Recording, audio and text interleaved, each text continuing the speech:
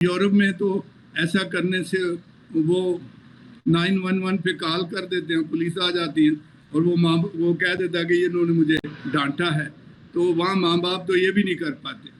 लेकिन शरीयत ये कहती है कि तू छड़ी भी इस्तेमाल कर सकता है अपने बच्चों की तरबियत करने लिए, इससे वो मर नहीं जाएगा बल्कि वो सीधी राह पर चलेगा। तो माँ बाप ने तरबियत, ये जो है ना, गुस्सा ना दिलाओ। बाज़ दफ़ा एक बच्चे को हम बाप ऐसी बात कह रहा होता है जो दरअसल वो दुरुस्त भी नहीं और वो मानना नहीं चाह रहा, लेकिन वो गुस्से से कह जाता है और बिल आखिर बच्चे को गुस्सा आ जाता है। और वो अगर 2 साल से 3 साल से आपकी ज़्यादती गुस्सा बर्दाश्त कर रहा है, तो एक दफ़ा वो फिर उसने जवाब देना शुरू कर दिया, तंग आकर फिर वो जवाब देता ही रहेगा। तो गुस्सा ना दिलाओ ऐसी बातें करके, ज़बरदस्ती आपका हुक्म अपना ठूंस कर उसको अपनी बात मनवाने पर मजबूर ना करें कि उसको गुस्सा आ जाए। एक मिसाल मुझे एक याद है कि एक दफ़ा एक बाप अपने बेटे को कह रहा कि तो नीचे बैठ जा, तो वो बैठना नहीं चाह रहा था, तो फिर गुस्से से उसने कहा बैठ जाओ नीचे, फिर वो नहीं बैठा। फिर उसने बहुत गुस्से से जब कहा कि बैठ जाओ तो वो बैठ गया। वो कहने लगा हुण भी तो बैठा ना, पहला क्यों? कहता अब्बा अंदरों माजे भी खलोता हूँ। तो इसका मतलब है आपने गुस्सा दिला दिया, ज़बरदस्ती अपनी बात उस पर ठूंस रहे हैं। आप उसको प्यार के साथ उसको बताएं कि ये तेरा यहाँ खड़े रहना ठीक नहीं है, खूबी बताएं, प्यार करें और वो आपकी बात मानेगा। उसको धिक ना करें अपना हुक्म हर वक्त अपनी बात मनवाने पे, और वो तंग आ जाएंगे। ऐसा ना करें, बल्कि लिखा है कलाम से तरबियत देकर, नसीहत कर करके और फिर कलाम से मशवरा दे के, ये देखें ये आपकी खूबी, आपके लिए अच्छाई है, इस पे अगर चलेंगे तो आपका भला है। और इसलिए तरबियत बाप ने करनी है पहले दिन से। इसराइली माएँ और उनका ख़ानदान, जब कोई बच्चा, कोई माँ कंसीव करती उस दिन से, उसके बाद उस घर में इस दौर में भी एक तो स्मोकिंग नहीं की जाती। अगर कोई मेहमान भी आ जाए उसको वो बाहर निकालते हैं कि बाहर स्मोकिंग करें और फिर आ जाएं। और फिर झगड़े नहीं होते और शोर शराबा नहीं होता। माँ की ख़ास खुराक का ख्याल रखा जाता है और फिर वो अच्छी गुफ्तगू करते हैं, मैथमेटिशियन बनने के लिए मैथ की बातें करते हैं, खुशगवार बातें करते हैं, कामयाबी की बातें करते हैं, और वो बच्चे की ज़िंदगी पर असर होता है। और वो जो बर्थडे मनाते हैं वो उस दिन से मनाते हैं जब से वो कंसीव हुआ था। वो बर्थ जिस दिन पैदा हुआ उसके 9 महीने पीछे जाकर वहाँ से वो बर्थडे शुरू करते हैं, क्योंकि उन्होंने तरबियत भी वहाँ से शुरू कर दी थी। और फिर जब पैदा होता है और फिर उसके कान में वो कहते हैं कि तेरा खुदा एक ही खुदा है, तो वो मुसलसल from the mouth of the way sorry, वो उसकी तरबियत कर रहे हैं। तो हमें इस अंदाज से तरबियत भी करनी है।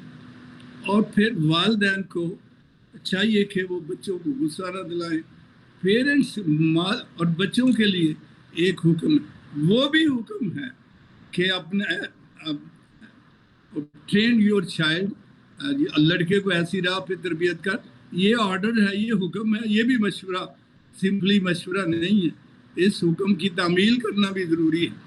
और फिर बच्चों के लिए ये है कि अपने बाप की और माँ की इज़्ज़त कर, ये भी हुक्म है।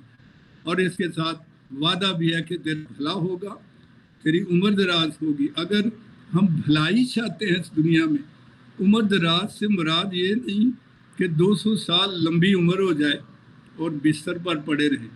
लंबी उम्र होगी तो सेहतमंद होंगी, शानदार होंगी, सहूलतें होंगी, ज़िंदगी की खुशियाँ होगी, शादमानी होगी। ये लंबी उम्र है और खुदा ऐसी उम्र देगा जिसमें शादमानी और खुशियाँ शामिल हो, ताबेदारी हो। और वो बरक़ात हम उस सूरत में हासिल करते हैं जब हम ज़मीनी माँ बाप की फरमाबरदारी करते हैं, उनको आदर करते हैं। आखिरी बात लूका की अंजील के दूसरे बाब में उसकी आखिरी 2 आयत भाई साहब अगर पढ़ दें, उसकी 51 नंबर आयत और 52 नंबर आयत, लूका दूसरा बाब, और फिर उसके बाद हम दुआ करेंगे। लूका दूसरा बाब और 51 और 52 आयत।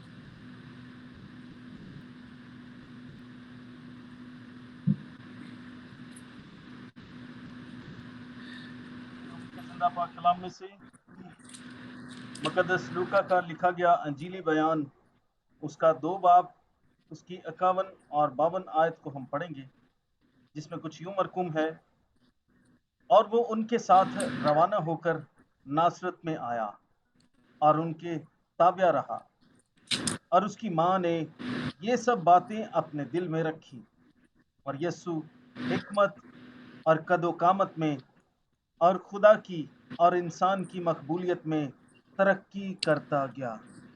कुरान का पाक कलाम अब जरा गौर से इस बात पे हम गौर करें कि तरक्की करने का तरीका क्या है।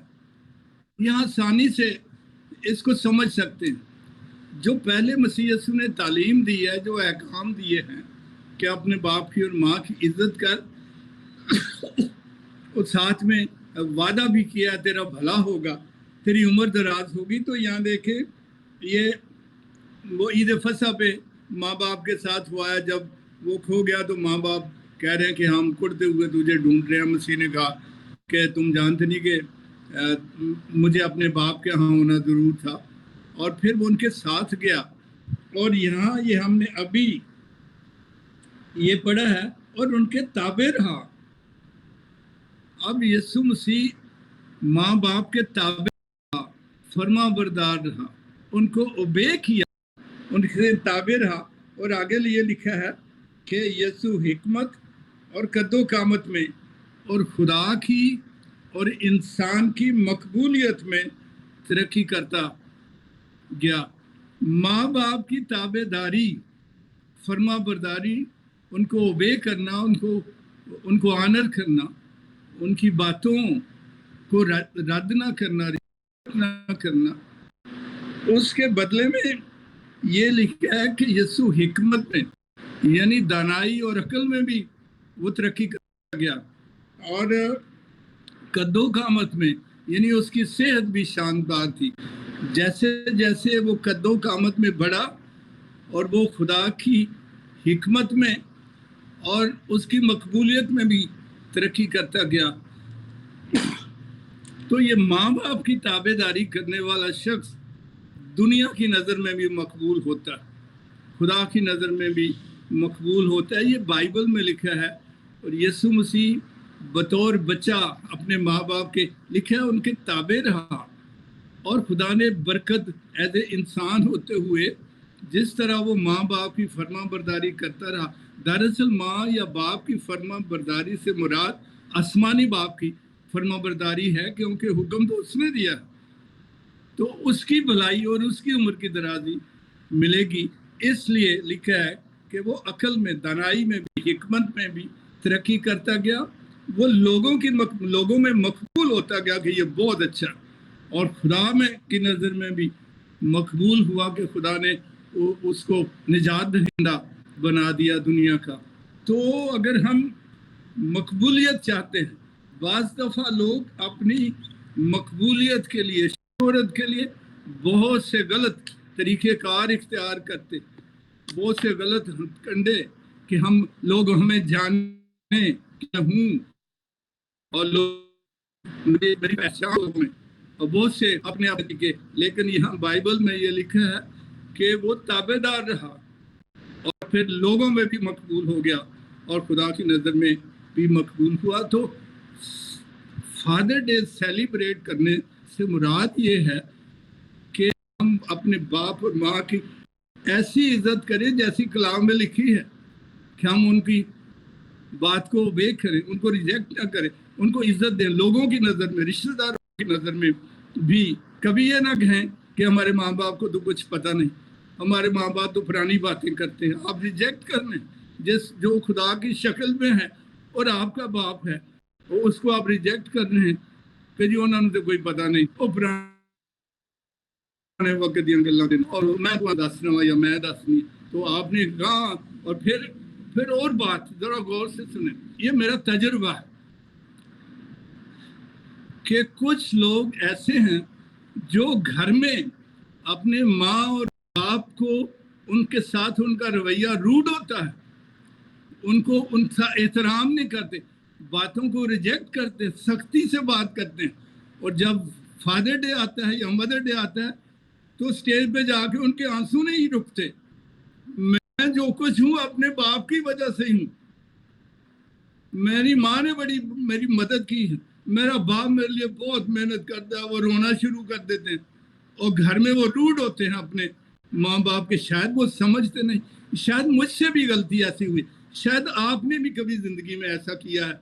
सबको तौबा करने की ज़रूरत है।